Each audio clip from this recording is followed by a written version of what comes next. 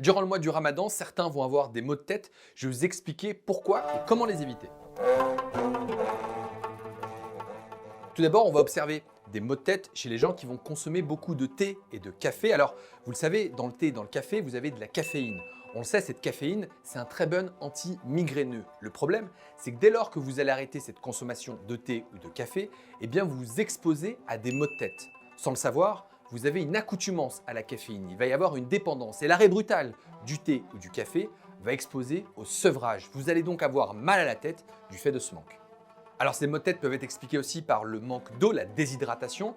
Durant la période de jeûne, si vous ne buvez pas suffisamment durant le soir, vous allez avoir moins d'eau et par conséquent avoir des maux de tête en particulier en fin de journée. Le sevrage en cigarette va aussi vous donner des maux de tête en règle générale, que ce soit pour le café ou pour la cigarette. Les symptômes vont petit à petit diminuer au fur et à mesure que le ramadan avance. Ces maux de tête peuvent être aggravés en particulier par l'activité physique, d'autant plus si la température est élevée, s'il fait chaud, et encore plus si vous êtes en hypoglycémie. Je vous rappelle que le manque de sucre donne aussi mal à la tête. Par conséquent, limitez votre consommation de thé ou de café le soir, un ou deux au grand maximum, car sinon vous risquez d'altérer votre sommeil. Et puis n'oubliez pas l'hydratation le soir, buvez de l'eau, évitez les boissons sucrées gazeuses, consommez des fruits et des légumes ou encore un petit bouillon. Profitez donc de cette période pour peut-être réduire votre consommation de café, de thé, mais aussi et surtout de cigarettes.